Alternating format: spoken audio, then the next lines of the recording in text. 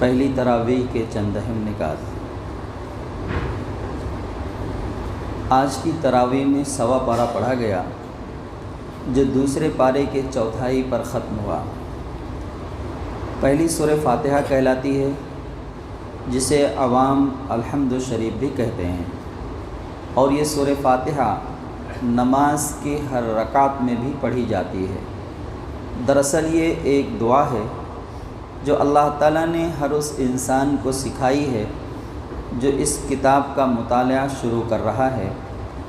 اس میں سب سے پہلے اللہ کی اہم صفات، خصوصاً تمام جہانوں کے رب ہونے، سب سے زیادہ رحمان و رحیم ہونے، اور ساتھ ساتھ انصاف کرنے والے کی حیثیت سے تعریف کی گئی ہے، اور اس کے احسانوں اور نعمتوں کا شکریہ بھی ادا کیا گیا ہے۔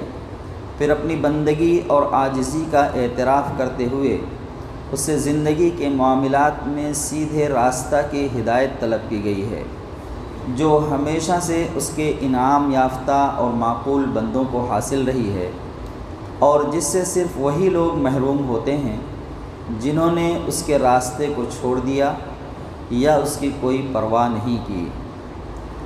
اللہ تبارک تعالیٰ سے جب بندے نے دعا کی کہ اہدنا الصراط المستقیم، تو اللہ تبارک تعالیٰ نے آگے قرآن کھول کر رکھ دیا کہ یہ ہے سیدھا راستہ۔ اللہ تبارک تعالیٰ نے اپنے احکام اتار دیے اور وہ طریقے بھی بتلا دیے جس سے ہمیں بچنا ہے، اور وہ طریقہ بھی بتلا دیا جس پر ہمیں عمل کرنا ہے۔ دوسری سورہ بقرہ الف لام میم سے شروع ہوتی ہے، جس میں دعا کا جواب دیا گیا ہے کہ اللہ نے سیدھا راستہ بتانے کے لیے یہ کتاب اتاری ہے، اس میں کوئی شک و شبہ نہیں۔ پھر بتایا کہ اللہ کے نزدیک انسانوں کی 3 قسمیں ہیں۔ ایک وہ جو اس کتاب پر ایمان لائیں اور اس کے احکام کی اطاعت کریں، یعنی نماز قائم کریں، اللہ کے راستے میں اپنا مال خرچ کریں، قرآن اور اس سے پہلے کی کتابوں پر ایمان لائیں، اور جو کچھ اللہ اور اس کے رسول محمد صلی اللہ علیہ وآلہ وسلم بتائیں اس پر بھی ایمان لائیں، خود ظاہری حواس سے جانا جا سکے یا نہ جانا جا سکے، یعنی غیب پر ایمان لانا ہے، جو چیزیں سمجھ میں آئیں اس پر بھی لانا ہے، اور جو چیزیں سمجھ میں نہیں آئیں، جس کو ہم محسوس نہ کر پائیں، اس پر بھی ایمان لانا ہے۔ یعنی جیسے ہم فرشتوں کو ہم نے آج تک دیکھا نہیں، لیکن اللہ کے رسول صلی اللہ علیہ وآلہ وسلم اور یہ اللہ کی کتاب ہمیں بتلاتی ہے کہ ہمیں ان پر ایمان لانا ہے، تو ایمان لانا ہے۔ ہم نے نہیں دیکھا کوئی بات نہیں، ایسی بہت ساری چیزیں ایسی ہیں جسے ہم نہ دیکھ سکتے ہیں نہ محسوس کر سکتے ہیں، لیکن ہم اس کو اپنی زندگی میں برتتے ہیں، استعمال کرتے ہیں، فالو کرتے ہیں، مانتے ہیں۔ بے شمار چیزیں، ہوا چل رہی ہے، محسوس تو کر رہے ہیں لیکن دیکھا نہیں ہم نے اس کو آج تک کہ یہ کس کلر کی ہے، کیسی ہے، لیکن ہم مانتے ہیں اور اس کو محسوس کرتے ہیں کہ یہ ہوا ہے۔ ایسی بہت ساری چیزیں ہیں۔ غیب کی آخرت کے تعلق سے اللہ کے رسول صلی اللہ علیہ وآلہ وسلم نے بتلایا، جنت اور جہنم کا تذکرہ کیا، اس پر ایمان لانے کی بات کہی گئی۔ مرنے کے بعد زندہ کیا جائے گا، حساب کتاب ہوگا، کیسے ہوگا کچھ پتہ نہیں ہے، ایمان لانا ہے اس پر۔ اگر ہم نے کسی بھی چیز کا انکار کیا تو ہم دائرۂ ایمان سے باہر ہو جائیں گے۔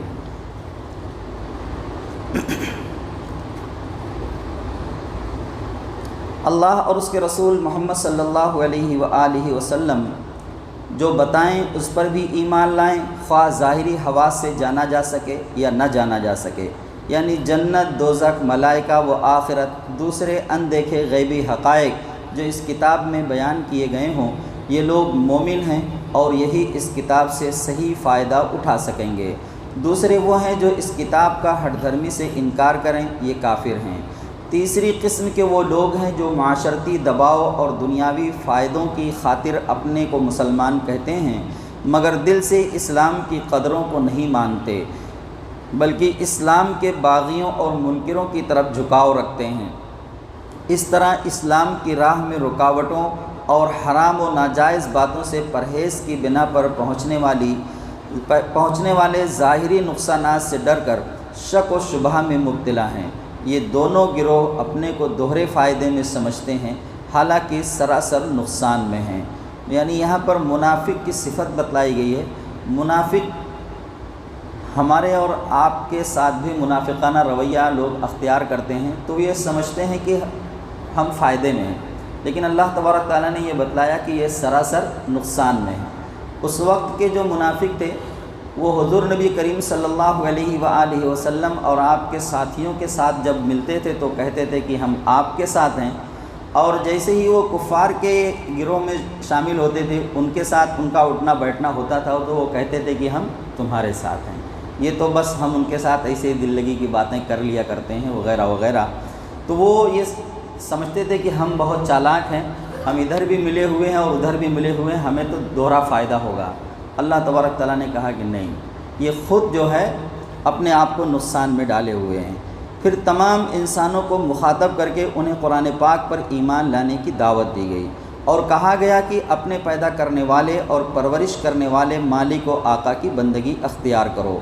گمراہی کا سب سے بڑا سبب یہ بتایا کہ جو لوگ اللہ کے کیے ہوئے عہد کو توڑ دیتے ہیں اور جن رشتوں کو باندھنے کا حکم اللہ نے دیا ہے انہیں کاٹتے ہیں، اور وہ کام کرتے ہیں جس سے انسان نیکی کے بجائے برائی کی طرف چل پڑتے ہیں، ایسے ہی لوگ حقیقت میں فسادی ہیں اور ان کا ٹھکانہ جہنم ہے۔ پھر دنیا میں انسان کی اصل حیثیت کو واضح کیا گیا کہ اللہ تعالیٰ نے اسے اپنے خلیفہ کی حیثیت سے پیدا کیا ہے، اور اس کو دنیا کی ہر چیز کے بارے میں ضروری علم، سمجھ اور صلاحیت عطا کر کے تمام مخلوقات پر فضیلت بخشی ہے۔ اس فضیلت کو فرشتوں اور ان کے ذریعے دوسری مخلوقات نے تسلیم کیا، مگر شیطان نے تکبر اور گھمنڈ میں آ کر اس کی فضیلت اور اطاعت سے انکار کر دیا، اسے اللہ کے ہاں دھتکارا گیا۔ پھر آدم و حوا کو جنت میں رکھنے کا ذکر ہے تاکہ معلوم ہو کہ اصل جگہ اولاد آدم کی وہی ہے، مگر شیطان کے فریب سے آگاہ کرنے کے لیے اللہ تعالیٰ نے آدم و حوا کو آزمائش کے لیے ایک کام سے منع کیا، مگر دونوں شیطان کے بہکانے پر اللہ کے حکم کو بھلا بیٹھے اور وہ کام کر ڈالا جس سے منع کیا گیا تھا۔ اللہ نے شیطان اور حضرت آدم و حوا تینوں کو دنیا میں بھیج دیا اور فرمایا کہ اللہ کی طرف سے بار بار اس کے رسول علیہم الصلاۃ والتسلیم ہدایت لے کر آتے رہیں گے، جو ہدایت پر چلے وہی کامیاب ہو کر پھر اسی جگہ واپس آئے گا، اور جو انکار کرے گا وہ شیطان کے ساتھ جہنم کا ایندھن بنا دیا جائے گا۔ اصل میں حضرت آدم اور شیطان کے درمیان جو واقعہ پیش آیا اس میں ہمارے لیے بہت بڑی ہدایت ہے۔ ہدایت یہ ہے کہ حضرت آدم و حوا علیہ السلام سے جب وہ قصور سرزد ہوا، اللہ تبارک تعالیٰ نے کہا کہ اس درخت کے پاس مت جانا، شیطان نے ان کو بہکایا، اور جس سے اللہ تبارک تعالیٰ نے حضرت آدم و حوا کو منع کیا تھا وہ عمل وہ کر بیٹھے، اور اس کے بعد پھر ان کو شیطان کے ساتھ جنت سے نکال دیا گیا۔ اللہ تبارک تعالیٰ نے اپنی اس کتاب کے ذریعے اور حضور نبی کریم صلی اللہ علیہ وآلہ وسلم نے اپنے احکامات کے ذریعے ہمیں بے شمار چیزوں سے منع کیا ہے کہ یہ کام نہیں کرنا ہے اور یہ کام کرنا ہے۔ اگر غلطی سے جان بوجھ کر یا انجانے میں ہم سے وہ قصور ہو جاتا ہے، وہ غلطی ہو جاتی ہے، جن کاموں سے اللہ نے ہمیں منع کیا ہے ہم وہ کر بیٹھتے ہیں، تو ہمیں بھی وہی کام کرنا ہے جو ہمارے جد امجد حضرت آدم علیہ السلام نے کیا تھا، وہ کام نہیں کرنا ہے جو شیطان نے کیا۔ ہمارے جد امجد حضرت آدم علیہ السلام نے کیا کیا؟ اللہ سے توبہ اور استغفار کیا۔ ربنا، ان کی مشہور دعا، ربنا ظلمنا انفسنا وان لم تغفر لنا وترحمنا لنکونن من الخاسرین۔ یہ اللہ تبارک تعالیٰ نے ہمیں سکھلا دی کہ تمہارے جد امجد نے ان الفاظ کے ساتھ اللہ سے دعا کی، مغفرت طلب کی، اللہ کے رحم کو اللہ سے مانگا۔ تو اگر کچھ خطائیں اور غلطیاں تم سے ہو جاتی ہیں تو وہی رویہ اختیار کرو، وہی طریقہ اختیار کرو جو حضرت آدم علیہ السلام نے اختیار کیا ہے۔ تمہارا اصل مسکن یہ دنیا نہیں ہے، اس دنیا میں اللہ تبارک تعالیٰ نے آزمائش کے لیے ہمیں بھیجا ہے۔ کس کے لیے بھیجا ہے؟ آزمائش کے لیے بھیجا ہے کہ ہم اچھے کام کرتے ہیں یا برے کام کرتے ہیں۔ اللہ تبارک تعالیٰ نے فرمایا کہ ہم نے انسان کو پیدا کیا تاکہ ہم اسے آزمائیں، اور اس کے لیے کون سی صفت دی؟ سمیعا بصیرا، سننے اور دیکھنے کی صفت دی۔ یہ دو صفتیں ایسی ہیں جن سے انسان دیکھ کر اور سن کر اچھے اور برے کی تمیز کر سکتا ہے۔ تو اللہ تبارک تعالیٰ نے اور صفتیں بھی دیں اچھے اور برے میں تمیز کرنے کی، لیکن ان دو صفتوں سے، دو خوبیوں سے زیادہ چیزوں کو ہم سمجھ سکتے ہیں اور پہچان سکتے ہیں، اس لیے خاص طور سے ان دو چیزوں کا تذکرہ کیا۔ تو اچھے اور برے کی سمجھ دی ہمیں، اس کی تمیز دی، فرق کرنے کا طریقہ بتلایا۔ تو جب سمجھ میں آ جائے کہ ہم سے یہ غلطی ہو گئی ہے تو پھر ہم وہ طریقہ اختیار کریں جو حضرت آدم علیہ السلام نے اختیار کیا، اللہ سے توبہ کریں، استغفار کریں، معافی چاہیں اس سے، اور پھر ہمارا جو اصل ٹھکانہ ہے رہنے کا، جنت، ہم اپنے آپ کو وہاں کا مستحق بنا لیں۔ اس کے بعد اس وقت کے دو بڑے مذہبی گروہوں کی طرف توجہ دلائی گئی، یہودی اور عیسائی، جنہیں قرآن سے پہلے توریت اور انجیل دی گئی تھی۔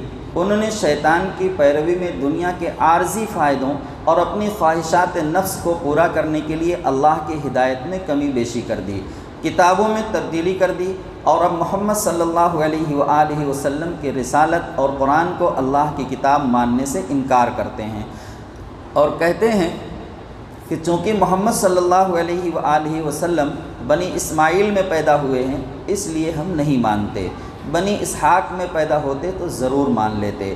اس طرح ان لوگوں نے اللہ کے دین کو بھی نسل کا پابند بنا دیا، اس لیے اللہ کے غضب کے مستحق ہوئے۔ پھر ان کے دوسرے گمراہ کرنے والے عقیدوں کا ذکر کیا اور مسلمانوں کو تنبیہ کی کہ ان کے جیسی حرکتیں نہ کریں، ورنہ وہ بھی گمراہ ہو جائیں گے اور قرآن سے کوئی ہدایت نہ پا سکیں گے۔ اللہ تبارک تعالیٰ نے تقریباً 3 پاؤں تک، اسی پہلے پارے میں 3 پاؤں تک، یعنی قرآن یہ پہلے پارے کا 3 حصہ صرف بنی اسرائیل کا تذکرہ کیا ہے کہ انہوں نے کیسے کیسے عمل کیے اور پھر کیسی کیسی سزائیں ان کو دی گئیں۔ ابھی یہ جس آیت کی طرف اشارہ ہے، ضربت علیہم الذلۃ والمسکنۃ وباءوا بغضب من اللہ، انہوں نے جب اللہ کی آیتوں کو جھٹلایا تو ان کے اوپر ذلت اور مسکنت یہ ان کے اوپر غالب کر دی گئی، یعنی وہ رسوا کر دیے گئے، اور مسکنت یعنی غریبی کہہ لیں یا جو بھی ہم اپنی زبان میں اس کو سمجھ سکتے ہیں، یعنی نہ ان کو دنیا ہی ملی اور نہ آخرت ہی ملی اللہ کے آیتوں کے جھٹلانے کے بدلے میں۔ ہم اگرچہ قرآن پر ایمان تو لاتے ہیں کہنے کے لیے زبانی کہ ہاں یہ اللہ کی کتاب ہے، لیکن ہم بھی اپنے اعمال سے قرآن کی آیتوں کو جھٹلا رہے ہیں، قرآن کی آیتوں کو اپنے عمل کے ذریعے ہم جھٹلا رہے ہیں۔ اللہ کا حکم کچھ اور ہے، عمل ہمارا کچھ اور ہے۔ بے شمار مثالیں دی جا سکتی ہیں، اس کا وقت یہاں پر ہے نہیں۔ مثال کے طور پر اللہ نے ہمارے اوپر 5 وقت کی نمازیں فرض کی ہیں۔ اب ہم خود اپنا جائزہ لے لیں کہ فرض نماز تو ہر مسلم بندے پر ہے، ہر ایمان والے بندے پر ہے۔ نماز جنازہ فرض کفایہ ہے، اس کو ادا کرنے کے لیے کہاں کہاں سے لوگ چلے آتے ہیں، سفر کر کے چلے آتے ہیں، یعنی اگر بستی کے چند لوگ بھی نماز جنازہ ادا کر لیں تو ساری بستی کے لوگوں کے اوپر سے وہ فرض ادا ہو جائے گا۔ اللہ تبارک تعالیٰ نہیں پوچھیں گے 10 لوگوں نے، 5 لوگوں نے، 8 لوگوں نے، 10 لوگوں نے اگر نماز جنازہ ادا کر لی تو اب کسی سے سوال نہیں ہوگا، لیکن نمازوں کے تعلق سے فرداً سب سے سوال ہوگا۔ تو نماز جنازہ پڑھنے کے لیے تو 50 کلومیٹر کا، 100 کلومیٹر کا سفر کر کے چلے آئے گی، لیکن نماز جو فرض عین ہے، ہر بندے پر فرض ہے، وہ ہم اپنے گھر سے نکل کر مسجد تک نہیں آ پاتے اس فرض کی ادائیگی کے لیے۔ تو یہ ہم نے اپنے عمل سے انکار کیا یا نہیں انکار کیا؟ ہم مانتے تو ہیں کہ ہاں نماز پڑھنی ہے ہمیں، لیکن پڑھتے نہیں ہیں، تو یہ بھی تو عملی انکار ہوا نا۔ تو آج یہ ذلت اور مسکنت جو ہمارے اوپر غالب ہے، سبب بن سکتا ہے یہ، تو ہمیں اپنے اندر تبدیلی لانی ہوگی، اپنے اندر ہمیں بھی تبدیلی لانی ہوگی۔ ایک ویڈیو ابھی 17 تاریخ کی وائرل ہو رہی ہے، ہلا کر رکھ دیا، 2 نوجوان 18-20 سال عمر ہوگی ان کی، ایک کرتا پاجامہ پہنے ہوئے ہیں اور ایک بندہ جو ہے سر کے اوپر کچھ سامان رکھے ہوئے ہے، جا رہے ہیں، روڈ بالکل خالی ہے اور یہ دونوں ایک دم کنارے جا رہے ہیں سکون سے، اور ایک جو ہے بلورو گاڑی آتی ہے جس میں بھگوا کلر کا جھنڈا لگا ہوا ہے، کوئی وجہ نہیں ہے، کوئی سبب نہیں ہے، روڈ پورا خالی ہے، اور آ کر وہ دونوں بندوں کے اوپر گاڑی چڑھا دیتا ہے۔ 17 طرح کی ویڈیو ہے یہ کیا ہے؟ یہ ہماری ایک دم سے جیسے ہلکا پن ہے ہمارا، کوئی اہمیت ہی نہیں رہ گئی ہماری۔ یہ کس وجہ سے ہوا؟ اعمال کو چھوڑ دینے کی وجہ سے۔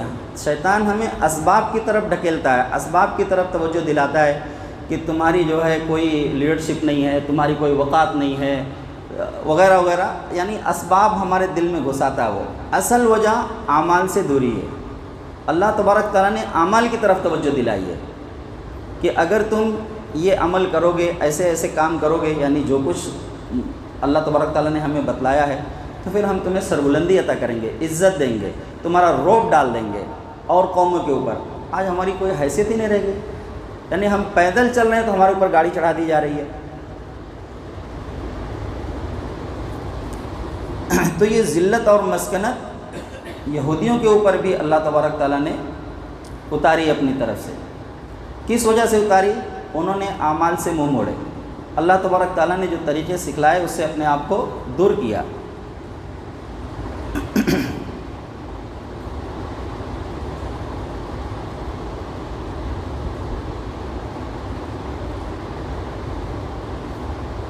اس موقع پر ان کے ہاتھوں دین کو آبائی نسل سے وابستہ سمجھنے کی تردید کرتے ہوئے پورے زور سے فرمایا کہ حضرت ابراہیم علیہ السلام، اسماعیل علیہ السلام دونوں ہی اللہ کے پیغمبر تھے، اور حضرت ابراہیم علیہ السلام کو جو اعلیٰ مقام ملا تھا وہ نسل یا وراثت کی بنا پر نہیں ملا تھا، بلکہ اللہ نے مختلف امتحانوں میں ان کو ڈالا تھا، اور جب وہ ان میں کامیاب اترے تو تمام انسانوں کی امامت اور پیشوائی کا منصب انعام کے طور پر عطا فرمایا، اور آئندہ کے لیے بھی یہی قاعدہ مقرر کیا۔ یہ منصب وراثت میں نہیں بلکہ اس کے لائق ہونے کی شرط کے ساتھ ملے گا۔ اس موقع پر ان کے ہاتھوں کعبۃ اللہ کی تعمیر کا ذکر کیا اور بتایا کہ نبی کریم صلی اللہ علیہ وآلہ وسلم ان کے اس موقع پر مانگی ہوئی دعا کا مظہر ہیں، اور قیامت تک کے انسانوں کی ہدایت، تعلیم اور تزکیہ کے لیے بھیجے گئے ہیں، اور اس لیے اب بیت المقدس کی قبلہ کی حیثیت ختم کی جاتی ہے اور کعبۃ اللہ کو قبلہ قرار دیا جاتا ہے۔ آیت نمبر 152 سے 160 تک کہا گیا ہے کہ تم مجھے یاد کرو، میں تمہیں یاد رکھوں گا، اور میرا شکر ادا کرو، کفران نعمت نہ کرو۔ اے ایمان والو، صبر اور نماز سے مدد لو۔ اللہ تبارک تعالیٰ نے فرمایا کہ تم مجھے یاد کرو، میں تمہیں یاد کروں گا۔ فاذکرونی اذکرکم، بہت بڑا پیغام ہے اس میں ہمارے لیے۔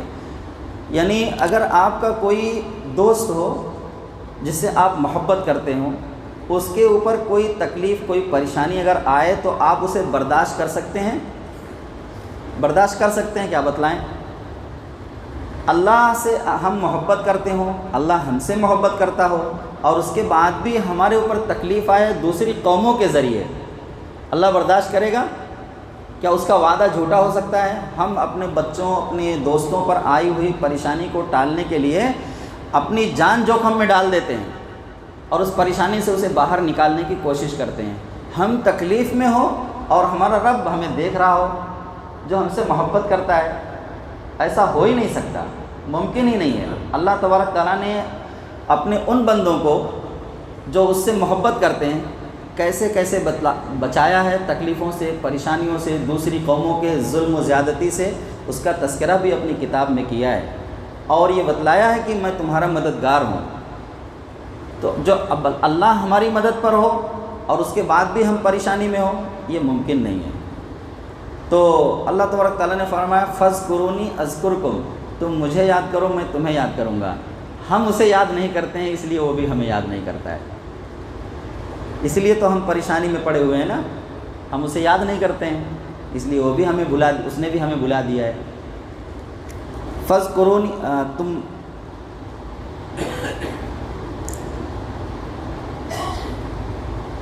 اے ایمان والو، صبر اور نماز سے مدد لو، اور صبر کرنے والوں کے ساتھ اللہ صبر کرنے والوں کے ساتھ ہے، اور جو لوگ اللہ کی راہ میں مارے جائیں انہیں مردہ نہ کہو، ایسے لوگ تو حقیقت میں زندہ ہیں، مگر تمہیں ان کی زندگی کا شعور نہیں ہوتا، اور ہم ضرور تمہیں خوف و خطر، فاقہ کشی، جان و مال کے نقصانات اور آمدنیوں کے گھاٹے میں مبتلا کر کے تمہاری آزمائش کریں گے۔ ان حالات میں جو لوگ صبر کریں انہیں خوشخبری دے دو، یہ وہ لوگ ہیں جب انہیں کوئی تکلیف پہنچتی ہے تو وہ کہتے ہیں کہ ہم اللہ ہی کے ہیں اور اللہ ہی کی طرف پلٹ کر ہمیں جانا ہے۔ ان پر ان کے رب کی طرف سے بڑی عنایات ہوں گی، اسی کی رحمت ان پر سایہ کرے گی، اور ایسے ہی لوگ سیدھے راستے پر ہیں۔ صفا اور مروہ کے درمیان سعی کرنے میں کوئی حرج نہیں کہ یہ حج کے اصلی مناسک میں سے ہیں۔ زمانے جاہلیت میں جو مشرکین کیا کرتے تھے، یعنی صفا پر اصاف اور مروہ پر نائلہ کے استھان کا طواف، وہ مناسک حج میں تحریف کا نتیجہ تھا۔ جو برضا و رغبت کوئی بھلائی کا کام کرے گا اللہ اس کی قدر کرے گا، وہ ہر چیز سے باخبر ہے۔